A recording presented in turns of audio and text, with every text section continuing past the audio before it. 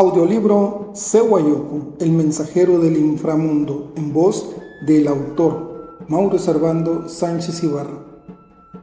Nota de autor: entre el mito y la imaginación. Es imperativo precisar que la historia aquí narrada es un producto de la imaginación, esa facultad sagrada que se mezcla con los ecos de los relatos que aún se transmiten de generación en generación, de viva voz, en el calor de nuestras ramadas. Si bien algunos personajes emanan directamente de nuestro folclore y cosmovisión, otros son hijos de la necesidad creativa. Por ello, este relato no pretende ser una representación técnica o arqueológica de la realidad de nuestras raíces prehispánicas. Es más bien el resultado de una urgencia profunda, la de reconstruir algo vital que se perdió bajo el peso de los siglos y ante la imposición de quienes invadieron nuestras tierras, borrando a su paso los cimientos y los recuerdos de una nación. Surge de la necesidad de imaginar que aún palpita algo místico y legendario que nos engrandece, plasmado aquí por el poder de la invención. Si en estas líneas el lector encuentra fragmentos que parecen fundirse con la realidad, sepa que será mera coincidencia, o quizás el susurro de los antiguos que aún encuentran camino para manifestarse desde la memoria colectiva ancestral que vive en los sentidos. El despertar de Sewayuku y la agonía del monte. Mucho antes de que los caminos fueran de polvo y de hierro, antes de que los hombres de los pueblos se escribieran en mapas y papeles, los antiguos yoremes sabían que el mundo no era uno solo. Los abuelos enseñaban religiosamente que la tierra visible era apenas una parte del todo, un equilibrio profundo donde los hombres, los animales y los espíritus convivían en armonía al principio de los tiempos. En las noches estrelladas, reunidos todos juntos al fuego, los ancianos hablaban de los tres grandes dominios que sostienen la existencia: el mundo del monte, el mundo de las flores y el mundo invisible donde caminan los ancestros. Cada uno de esos mundos respiraba con el otro, y cuando uno se agitaba, los demás también sentían su eco. Lo que afectaba a uno de inmediato repercutía en los otros mundos. Los cantos que acompañaban los relatos no eran simples melodías, eran memorias antiguas que viajaban entre generaciones, palabras que recordaban cómo los primeros hombres aprendieron a escuchar la voz de la tierra y a reconocer las señales que llegaban desde el mundo espiritual. En esos cantos se hablan del mazo, el venado sagrado que camina entre los senderos del monte y las regiones invisibles, llevando consigo los mensajes que los hombres olvidan comprender y transmitir como mandato sagrado. Por esa razón, los ancianos decían que escuchar con el alma era escuchar también a los espíritus. Pero en tiempos muy antiguos, cuando la comunicación entre los mundos comenzó a romperse, surgieron aquellos que podían caminar entre la tierra y el mundo espiritual. Eran guerreros, caminantes silenciosos que aprendían a escuchar a los susurros del viento, el mundo de los ríos y el latido profundo del desierto. Su destino era recordar lo que los yoremos olvidaban y mantener abierto el camino entre los mundos. A esos caminantes los ancianos los nombraban con respeto, pues sabían que su existencia estaba marcada por el llamado de fuerzas más antiguas que cualquier pueblo.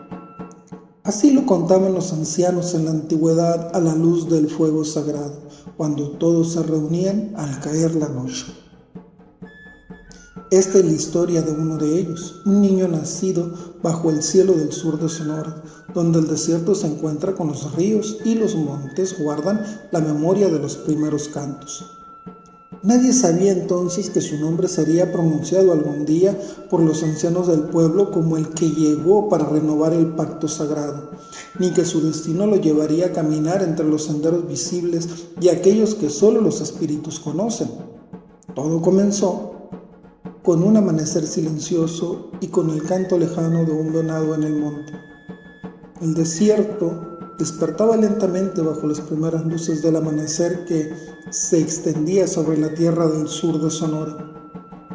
El río avanzaba serpenteando entre los mezquites y los cerros ocre, reflejando un cielo que todavía conservaba la frescura de la noche. El viento que recorría el monte traía consigo el olor de la tierra y el perfume tenue de las flores silvestres que crecían entre las piedras. Los ancianos del pueblo decían que ese viento no venía solamente del desierto, sino de Sehuania, madre de las flores y de la vida, donde habitan los cantos antiguos y la belleza del espíritu.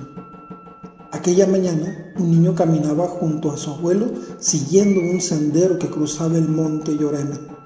Iban en busca de algunas pitayas y llevaban lo necesario para cazar algún conejo o liebre que pudiera atravesar en el camino. El viejo avanzaba con paso tranquilo, como si conociera cada piedra y cada árbol que encontraba en su camino, mientras que enredaba en sus manos unos ténabaris hechos con capullos secos recolectados del mismo monte. Cada movimiento de las manos y la vibración de sus pasos producían un sonido suave, rítmico, que parecía mezclarse con el murmullo del viento entre las ramas.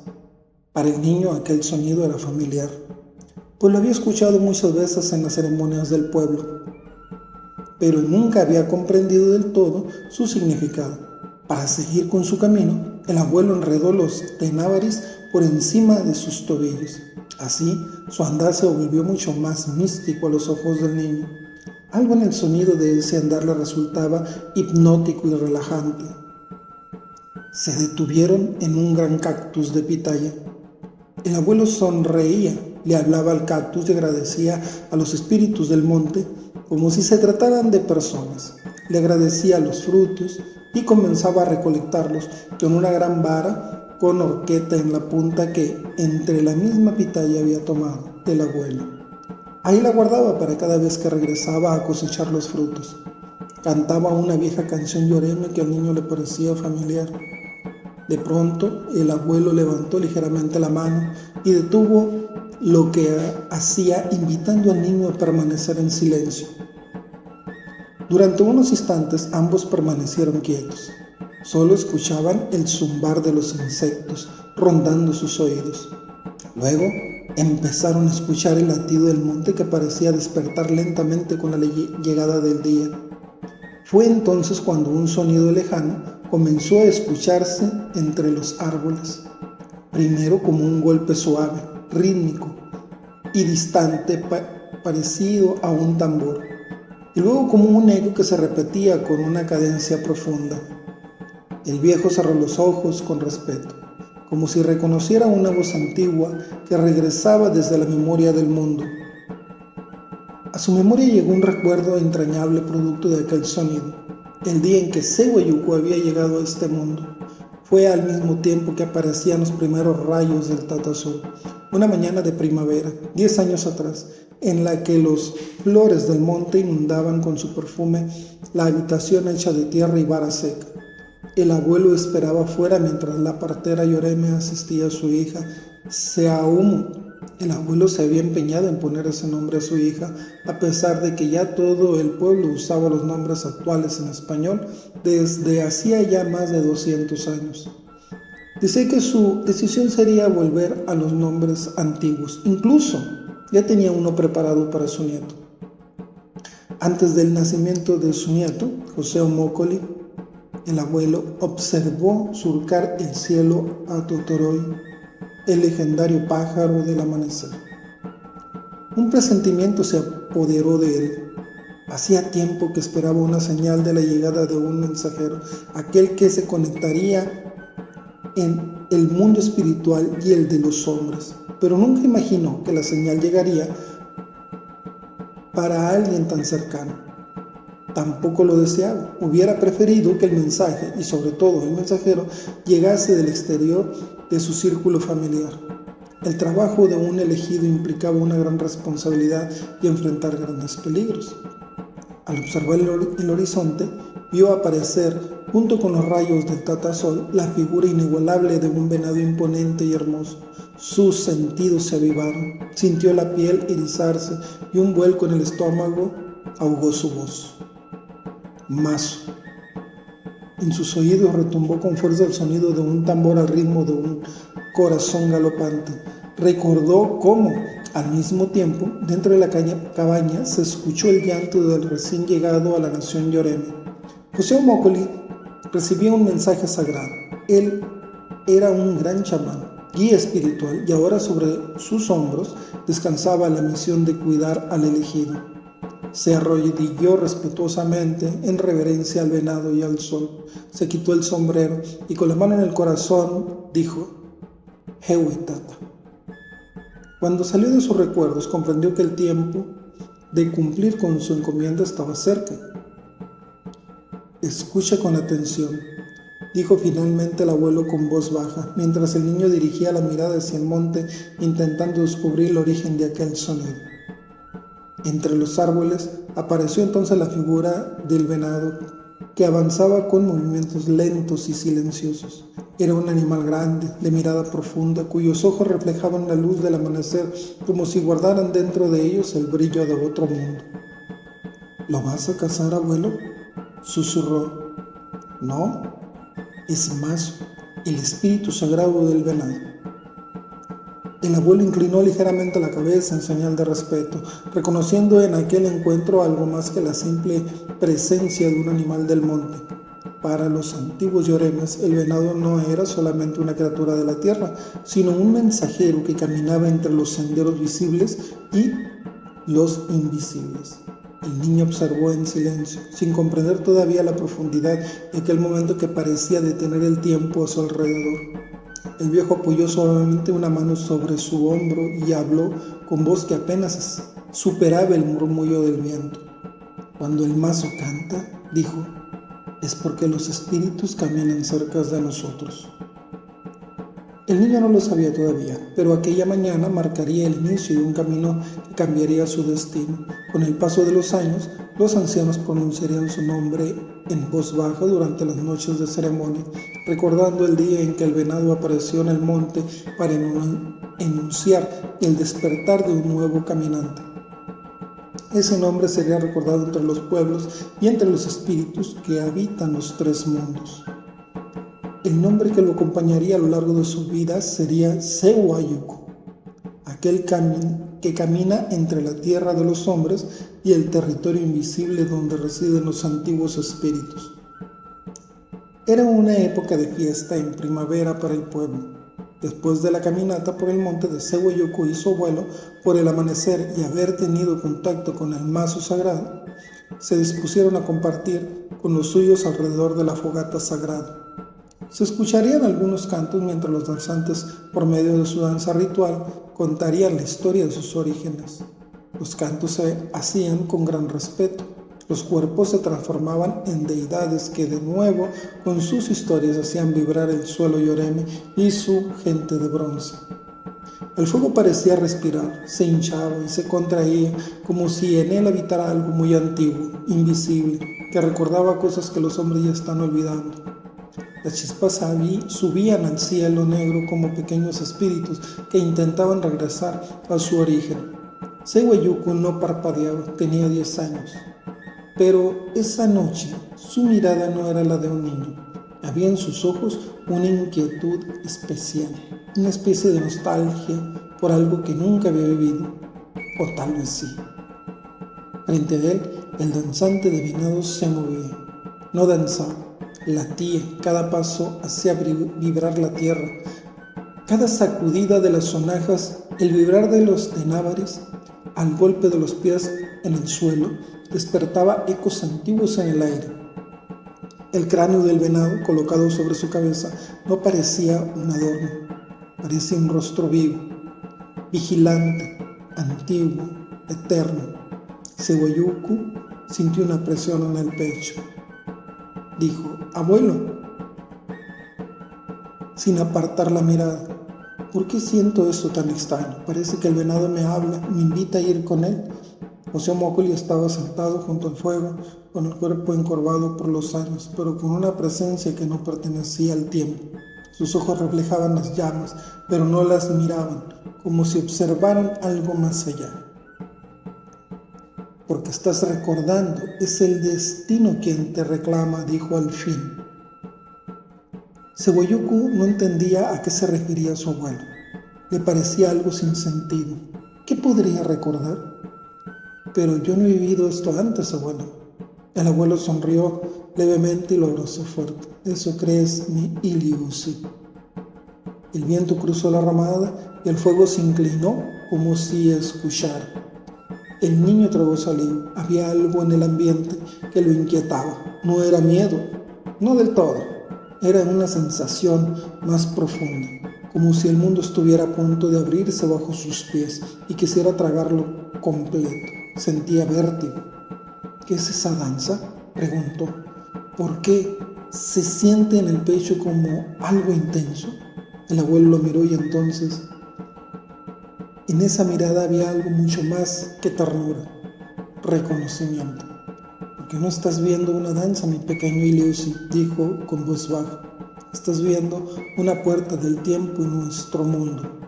El sonido de las sonajas se intensificó, el danzante giró, sus pies golpearon la tierra con fuerza, el cráneo del venado se inclinó hacia Seweyuku y, por un instante, el niño juró que lo estaba mirando directamente con ojos de fuego y luz. El fuego creció, Sewa retrocedió un poco. Abuelo, murmuró, algo me está viendo. El anciano asintió. Mientras todo alrededor parecía haber desaparecido, ya las personas del pueblo no estaban, solo ellos dos y el fuego. Sí, el silencio se extendió y el mundo pareció contener la respiración. Entonces José Omocoli extendió su mano y tomó al niño por el hombro. Su contacto era firme, pero había algo más, algo que no era completamente humano. Escucha bien, dijo mientras lo observaba a los ojos. En su mirada parecía haber fuego también. El fuego crepitó con fuerza y entonces ocurrió. Dentro de las llamas algo se movió. Seweyuku lo vio. No fue una forma clara ni un rostro completo, pero había ojos o algo parecido a ojos. Lo observaban desde el interior del fuego. El niño se tensó. Abuelo. Pero el anciano no se sorprendió. No apartes la mirada, ordenó. Seweyuku dudó. Todo en su cuerpo quería huir, pero algo más fuerte lo sostuvo ahí. Obedeció, y entonces el fuego dejó de ser fuego. Se volvió profundo, infinito, como una cueva hecha de luz. La voz del abuelo cambió. Ya no sonaba como la de un hombre natural. Tenía ese timbre que hipnotiza, profundo y misterioso. Mira, Iliusi, susurró, mira con el corazón y escucha siempre con atención. Déjate llevar por tu destino. Yo estaré contigo siempre en esta travesía, dentro de ti, en tu mente y en tu corazón. Solo tienes que hablarme con el alma y yo estaré aquí. No temas, tú estás destinado a caminar entre los mundos. Tú, pequeño, eres el elegido de los antiguos para renovar el pacto entre los mundos de la nación Yorem. Tienes que ser fuerte. Serás enviado a los primeros tiempos para conocer la historia, porque conocer nuestra historia es lo que nos hace existir. Ve, Iliusi, ve, mi pequeño Seweyuku. El tiempo ha llegado y debemos cumplir con el mandato del Tata Sol. Él ya te espera. El mundo desapareció, la música se desvaneció, la noche dejó de existir, Seweyuku cayó. No hacia abajo, sino hacia atrás, hacia un tiempo donde el sol aún no era misericordioso y los hombres no caminaban libres bajo el sol. La voz del abuelo lo siguió en la oscuridad, sintiéndolo incluso en la caída. Seweyuku había viajado hasta el principio de los tiempos de su antigua nación Yorem, donde la historia comenzó a construirse y los dioses caminaban junto a los hombres de piel de bronce. Su pueblo quedó atrás. Su madre, Seamu, desde la distancia observaba todo con aprobación. Sabía que un día eso ocurriría. No se opuso al destino de su hijo. Lo dejó en manos del abuelo y de los espíritus de Yoania Tata, el padre del mundo espiritual. Todo comenzó cuando el sol y la antigua nación se fundían en una misma luz. Y entonces, sin anuncio ni advertencia, el mundo antiguo despertó. Esto es el primer capítulo.